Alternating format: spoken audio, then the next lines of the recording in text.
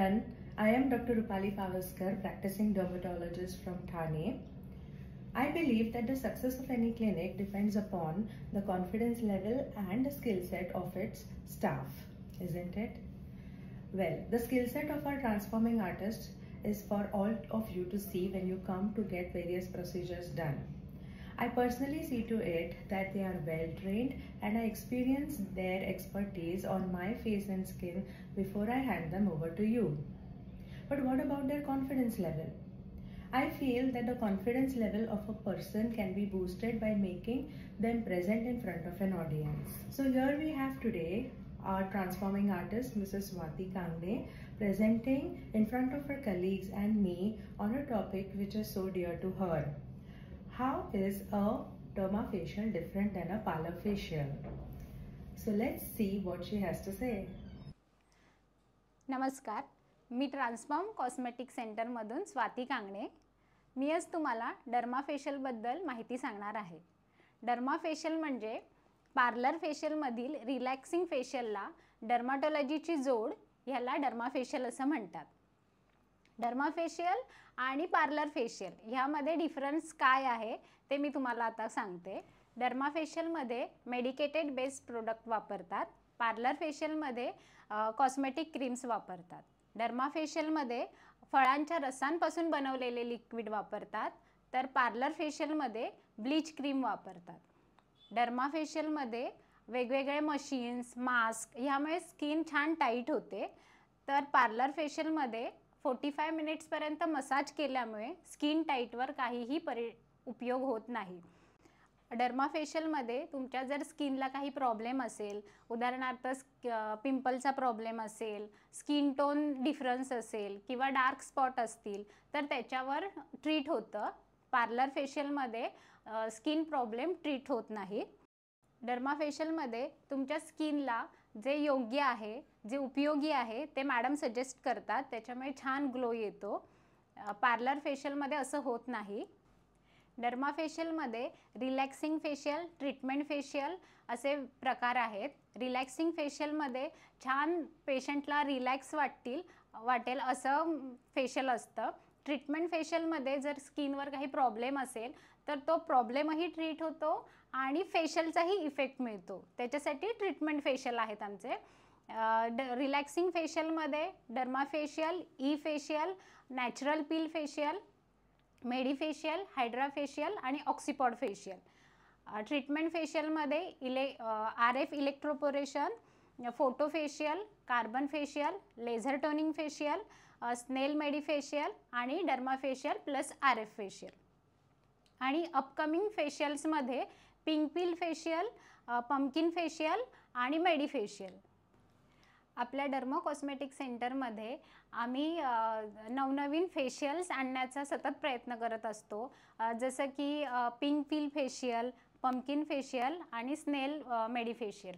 तर pink peel facial असं आहे की कोणत्याही फेशियलमध्ये स्किन टाईटनिंगचं होत नाही, तर पिंक फेशियलमध्ये त्या कंटेंटमध्ये स्किन लिफ्टिंग पण होते छान. तर त्याचा अनुभव घ्यायला नक्की डर्मा कॉस्मेटिक सेंटरमध्ये नक्की या. आता मी तुम्हाला डर्माफेशियलच्या ज्या आम्ही स्टेप करतो त्या मी तुम्हाला सांगते. फर्स्ट आधी मॅडमना स्किन बघून त्या पेशंटला कोणतं फेशियल करायचं आहे, त्या पेशंटचा काय प्रॉब्लेम आहे त्यानुसार मॅडम फेशियल सजेस्ट करतात. त्याच्यानंतर कोणतं फेशियल करायचं हे ठरलं की पेशंटला रिलॅक्सिंग पोझिशनमध्ये झोपायला सांगतो. आमची फर्स्ट स्टेप आहे क्लेन्झिंग. क्लेन्झिंगमध्ये आम्ही क्लेन्झर नेक फेसवर छान मसाज करून 2 मिनटं छान मसाज करून क्लीन करतो. त्याच्यामध्ये स्किनवरची डस्ट, सनस्क्रीन लावलेली असते किंवा काही क्रीम्स लावलेले असतात, त्या छान क्लीन होतात. पण कितीही छान क्लीन केलं तरी डेड स्किन काही निघत नाही. मग त्याच्यासाठी आम्ही काय करतो, नेक्स्ट स्टेप स्क्रब करतो.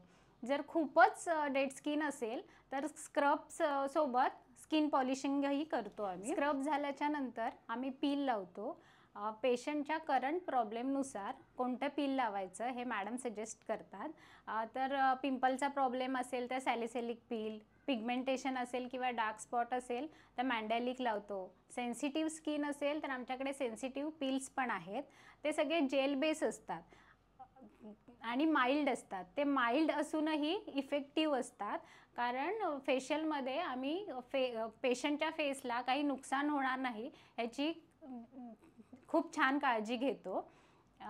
पील झाल्याच्या नंतर ब्लॅकहेड्स रिमूव्ह करतो चेहऱ्यावरचे. ब्लॅकहेड झालं की छान रिलॅक्सिंग असं 15 मिनिटाचं मसाजिंग करतो. त्याच्यामध्ये शोल्डरपासून neck, face, eyes, ear, upward साईडला छान मसाज करतो.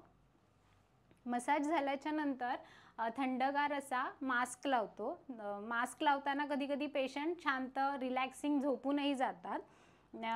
मास्क झाल्याच्या नंतर 10 मिनटं मास्क ठेवतो. त्याच्यानंतर मशीन इंटरवलमध्ये जर RF असेल तर RF करतो. RF बद्दल मी तुम्हाला डिटेल माहिती पुढच्या स्लाईडमध्ये सांगणार आहे. मशीनचं झाल्याच्या नंतर शेवटी मॉइश्चरायझर आणि सनस्क्रीन लावतो. फेशियल झाल्याच्या नंतर फेशियलचा इफेक्ट जास्तीत जास्त दिवस राहण्यासाठी तुम्ही घरी काय काळजी घ्यायला पाहिजे, सनस्क्रीन कशी लावली पाहिजे, किती वेळा लावली पाहिजे किंवा नाईट क्रीम, फेस वॉश याबद्दल तुम्हाला सगळी माहिती दिली जाते. डर्मा फेशियलमध्ये स्किनचं छान डीप क्लेन्झिंग होतं. स्किनला नरिशमेंट मिळते, हायड्रेट होते स्किन. त्यानंतर स्किनवर अँटी एजिंगचा इफेक्ट मिळतो. ॲक्ने प्रॉब्लेम्स असतील किंवा पिंपल्स होऊन गेले असतील आणि जर काय डार्क स्पॉट राहिले असतील तर डर्मा फेशियलनी लवकरात लवकर जायला मदत होते. डर्मा फेशियल झाल्याच्या नंतर आम्ही RF करतो. RF म्हणजे रेडिओ फ्रिक्वेन्सी. ही एक एनर्जी आहे ज्याचा प्रोब आम्ही स्किनवर फिरवला तर स्किन छान हळूहळू टाईट होऊ लागते. तर ही एक अशी मशीन आहे ज्याचा प्रोब 20 मिनटं स्किनवर अपवर्ड डायरेक्शनमध्ये फिरवल्यावर स्किन हळूहळू छान टाईट होते. पण होत काय असतं, आपल्या स्किनमध्ये जे कोलॅजन असतं ते हळूहळू टाईट होत असतं आणि नवीन कोलॅजन डेव्हलप होत असतं. त्याच्यामुळे स्किनवर टाईटनिंग इफेक्ट मिळतो. सुरकुत्या कमी होतात आणि सुरकुत्या कमी झाल्यामुळे स्किनचा टेक्स्चर पण खूप छान दिसतो. इलेक्ट्रोपोरेशनमध्ये इलेक्ट्रिक प्रोब असतो ज्याने एखादी क्रीम किंवा सिरम स्किनमध्ये छान पेनिट्रेट होते. त्याच्यामुळे ग्लो किंवा त्या सिरम क्रीमचा इफेक्ट छान येतो. जर कुणाला ग्लो हवा असेल तर आम्ही व्हिटॅमिन C वापरतो. हायड्रेशन हवं असेल तर हायलोरॉनिक ॲसिड वापरतो. तुमच्या स्किनच्या प्रॉब्लेमनुसार क्रीम किंवा सिरम्स आम्ही घेतो. त्याच्यामुळे छान ग्लो स्किन दिसते आणि निरोगी दिसते स्किन. तर आज आपण डर्मा फेशियल, RF आणि इलेक्ट्रोपोरेशनबद्दल माहिती दिलेली आहे. यापुढेही नवीन नवीन ट्रीटमेंट्स आणि प्रोसिजरबद्दल आम्ही तुम्हाला माहिती देणार आहोत. तर सबस्क्राईब करा आपलं YouTube channel doctor Rupali Pawaskar आणि व्हिडिओला नक्की लाईक आणि शेअर करा, ज्याने ही माहिती सगळ्यांपर्यंत पोहोचेल.